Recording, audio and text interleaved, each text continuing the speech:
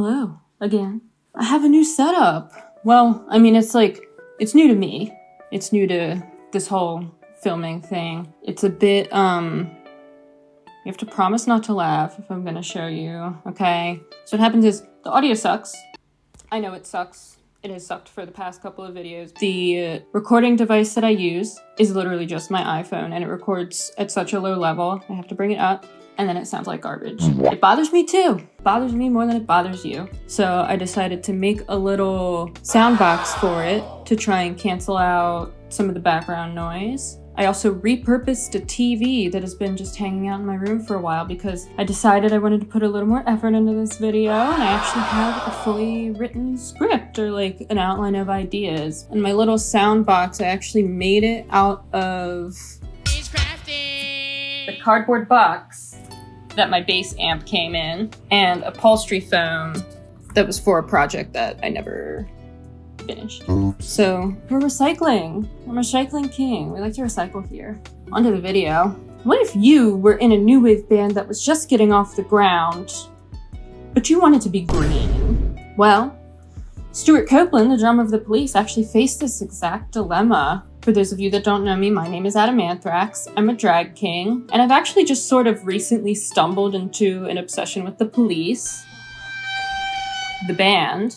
And eventually I came across a pretty bizarre YouTube short that had a familiar face attached to it, but a name I did not recognize. Klark Kent. Klark Kent. Or, if you're in Japan, Klark Kent. Since I was born way after The Police's actual run, I didn't really know anyone else from there had too much solo work besides Sting. I knew Sting was successful outside of The Police.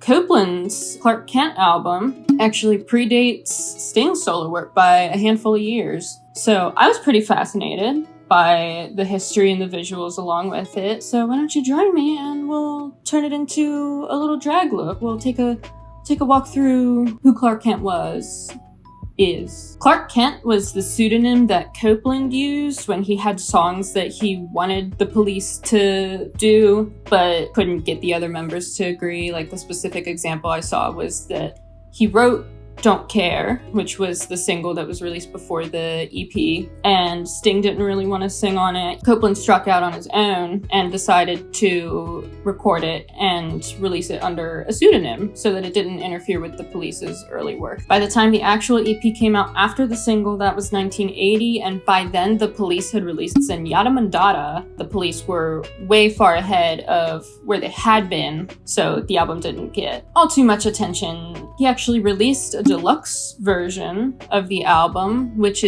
it's basically a compilation album of the original EP and then more songs from another separate EP that Copeland has, and a few unreleased songs that he's written that didn't quite fit into either. The latter half of the album is full of unreleased demos, and if you listen closely, you might actually hear some riffs that made it into Police songs later down the line. Apparently Klark Kent was meant to be totally anonymous. Copeland never intended on his identity ever being connected to this project, but unfortunately for him, Klark Kent's single charted, and he was asked to perform at Top of the Pops. And if you don't know what Top of the Pops is, it was a show that used to air on the BBC where they would ask bands to come in and perform. Copeland wanted everyone to perform in masks, kind of like a proto Mr. Bungle, but the story goes that his mask was too scary, and they also couldn't hear him through the mask, which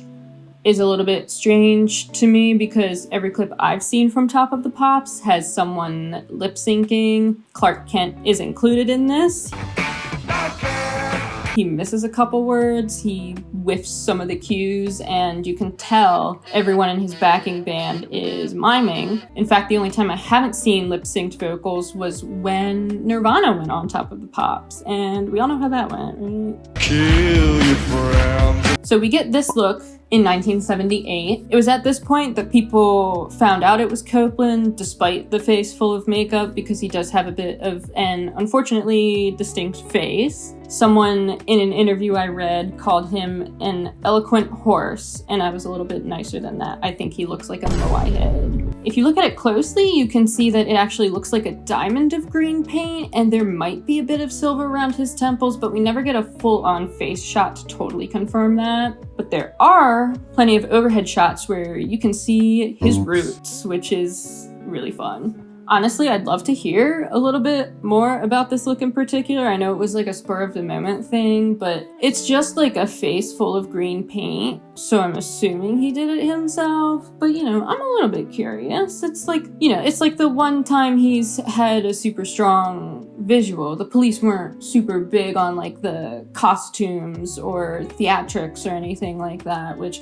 is very disappointing. I will probably end up taking some creative liberties. There is not too much to work with the visual style, especially regarding makeup. So I have to extrapolate a little bit, connect it a little bit more to my drag instead of just doing an exact copy of Klark Kent. So I'm gonna go get ready to get started on that. And we're gonna become green.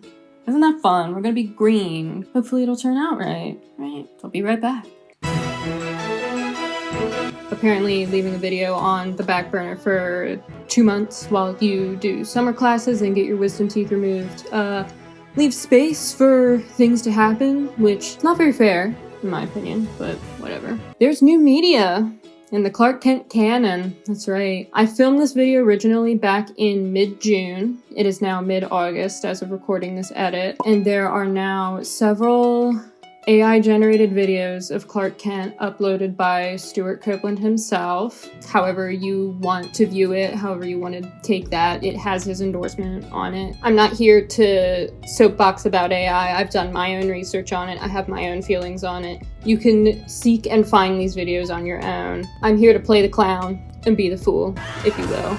I'm just going to talk about it, how it relates to the video and how it relates to the visual style of Klark Kent. For me, it looks uncanny. It looks low effort. At times it doesn't even look like Copeland himself. Next to all of the really fun, really campy stuff that he put out for the deluxe edition release, it just fails to justify its existence besides engagement bait. And that's how I feel about a lot of AI stuff, is that it doesn't have a creative mind behind it. Later into the video, we'll get into, you know, one of the things that I like about the Klark Kent project is that all of these ideas that Copeland executes have like a creative will behind it, like a desire to be there. And these videos just don't. It's just like stupid little skits. It doesn't really mean anything. I don't really want to wax about what his intentions were. He's an old ass man. He can make his own choices, and I can feel how I want about them, and you can feel how you want about them. But they exist, and next to everything else he did with Klark Kent, it does not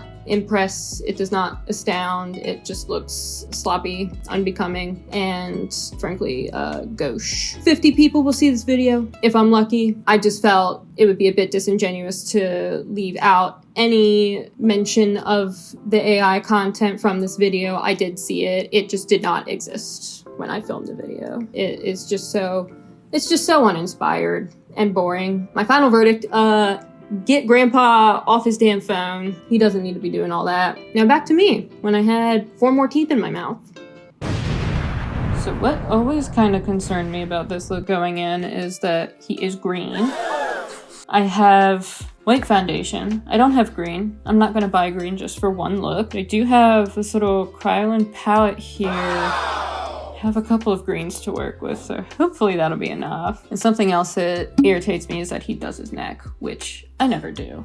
I guess we'll cross that bridge when we get there. So what I was thinking about doing was doing just an Adam Anthrax look, like a standard drag look, but in green. I feel like that would be a good place to start, because if you look at some of the promotional shots where he doesn't have the sunglasses on, he doesn't do anything with his makeup, and it's like a little boring. Like, you bothered to put on all the green, and then you don't put on anything else. It's boring, but whatever. Let's try the dark green first and just see how that looks. It's green. I think that'll work. I think that'll work for a base color we can just do. Okay, well, that's green. It is a little dark, isn't it? I'm gonna go in with a bit of white and just try to blend it together a little bit so we can get a bit of a layer color out of this. I think what I'm gonna try, since I have a little bit more room to work with lightening colors, since I'm not starting totally with white, I'm gonna lighten up the areas that would be highlighted, like my forehead, my cheekbones, maybe my chin, my jawline, and try and do a little bit of subtle work with that. What I should probably also do, I could use maybe a yellow to contour, work in some color theory. Let me try a little bit, because my yellow looks a little bit sad, so I don't want to mess it up too much.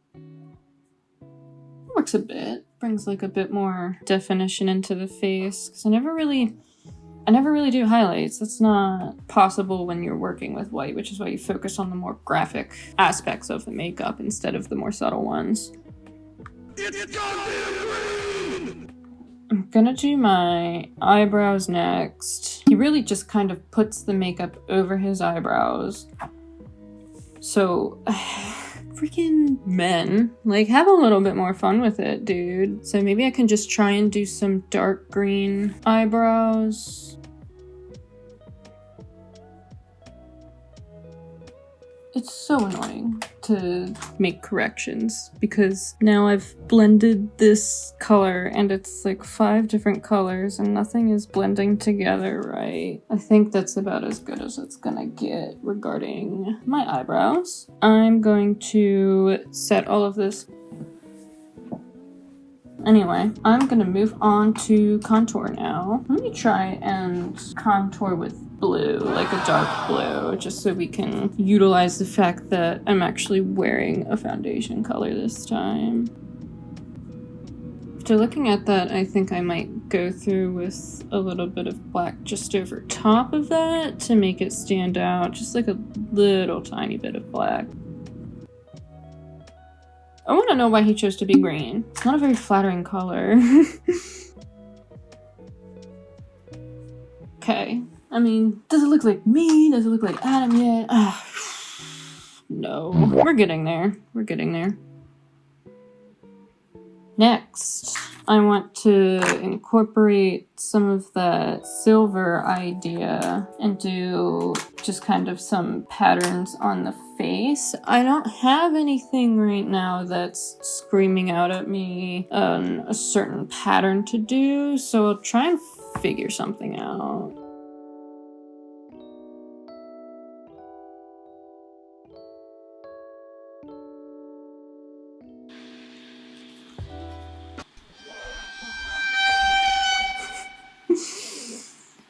Oh, it did turn out a little scary, didn't it?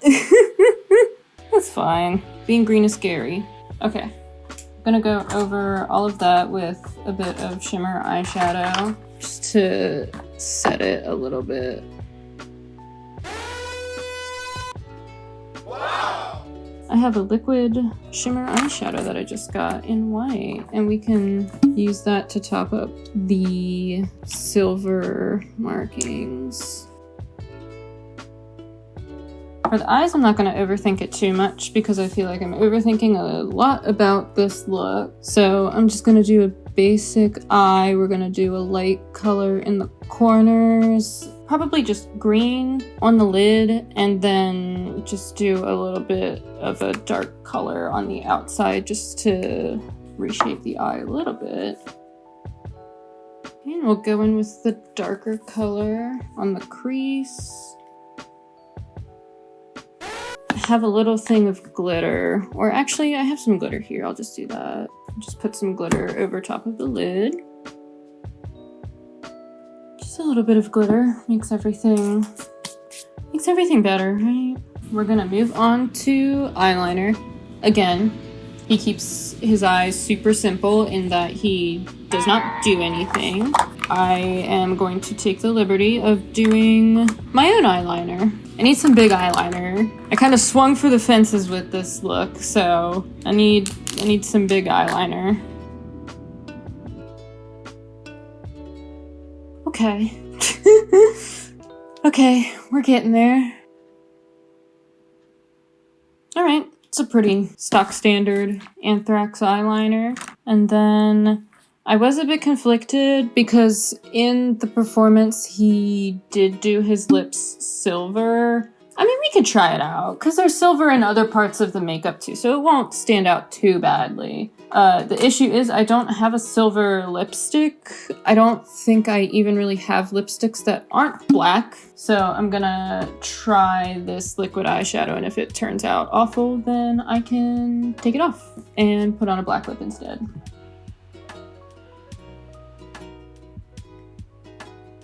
Oh, Lord. It does look a little bit crazy, doesn't it? Oh, geez. It looks a little crazy.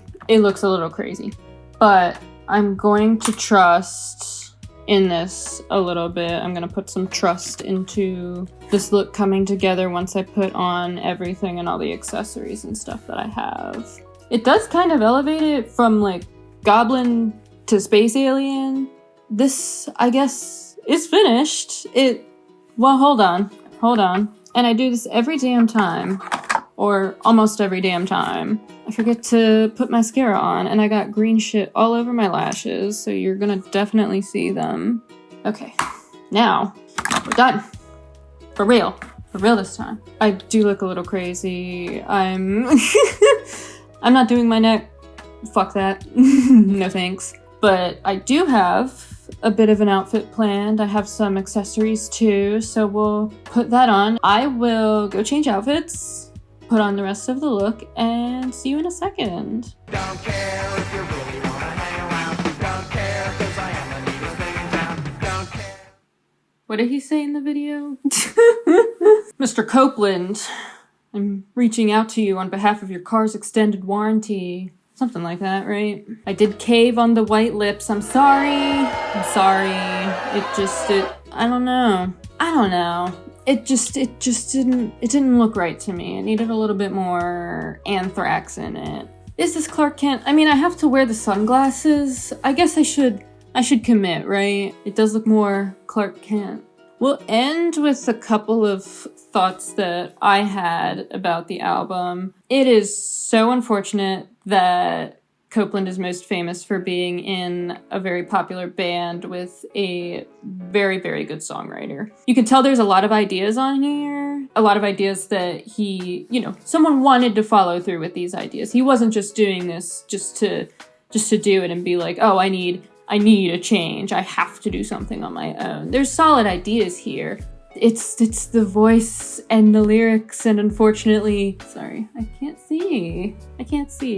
I'll put them here. There's not a lot of strong songwriting on this album. It's something you find because you're interested in Stewart Copeland, and I think there's merit in that, absolutely. But I wrote down several times during my first listen to it that it sounded like music written by a fake band for a kids show, especially for Don't Care and Away From Home.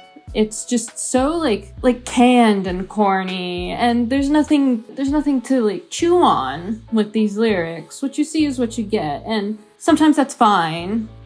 The whole album though. This album will show you why Sting took over the majority of songwriting for the Police, and it'll even give you a bit of insight as to which songs Stewart wrote for the Police if you weren't entirely sure. I do have a couple of Copeland songs from the Police that I really enjoy, namely Contact and Rehumanize Yourself. It's just, he needs a little bit of help. I'm sorry. The lyrics tend to be very weak and repetitive and juvenile. Not even like juvenile, but just like so surface level. You dig like a little bit and you hit bedrock. It just doesn't work for him. His voice is so like flat and inflectionless and just doesn't have any sort of flavor to it. It feels like he's changing notes to compensate for the fact that there's no inflection in his voice. Copeland has his strengths, obviously. It's a little refreshing. I'm going to admit it. It's a little bit refreshing to see someone who is so absolutely, thoroughly, entirely talented. It's a little refreshing to see them fail at something. I'm just going to say it. It makes him a little bit more human. It's good to just bring yourself back down to earth and listen to music that sucks. Maybe in a modern context where the ideas that Copeland was exploring in this album have been totally done to death. It has a bit less impact. You know, we've done punk rock, we've done new wave already, obviously. He was a very big part of that. And we've done it very interesting ways that are more successful and intriguing than what Copeland has presented us with. It's not like Weird Al, you know, where there's humor like at its core. It's just kind of like a giant piss take. And giant piss takes can work, but he just doesn't have the songwriting level to pull it through to where it can be successful in that atmosphere. And I hear you already typing. I hear you saying, Adam, if you didn't like the album, why did you do a look? And I thought it was funny that he was green. That's literally it. I thought it was funny that he was green on the cover, and I was like, I want to do a green look. And then I listened to the album, and I was like, oh my god, I still want to do a green look. So I'll talk about the album a little bit. And now I'm green. He's green.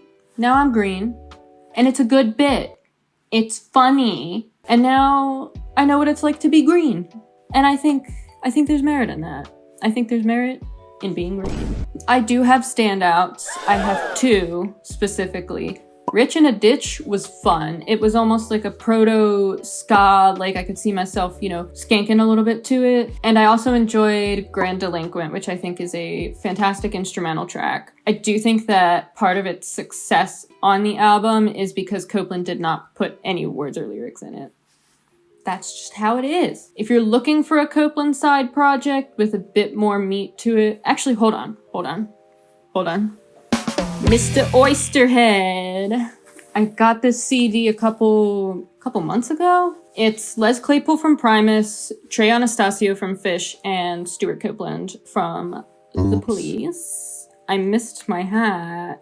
If you wanted to check out, I think Oysterhead is definitely a good place to start. It's a little bit weird. It's a little bit out there. It's got a guy from Primus in it, obviously. It's got the guy from Primus in it. Let me make it clear. It's got the guy from Primus on it. So it's going to be weird. I would definitely start at the side projects if you're looking for something that's Copeland in a band, something that has more than one mind behind it. Give him a bit of credit.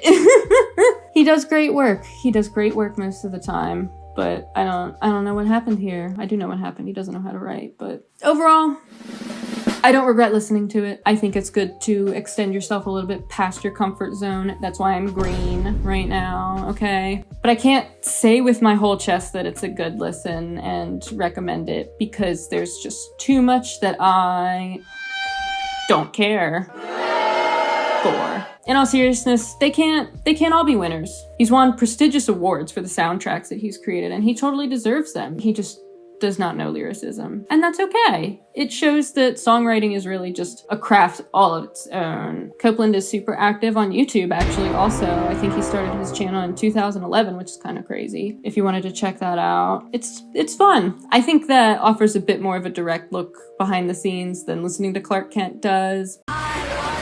Expand your horizons. Listen to things that you don't like. Anyway, I hope you enjoyed the look.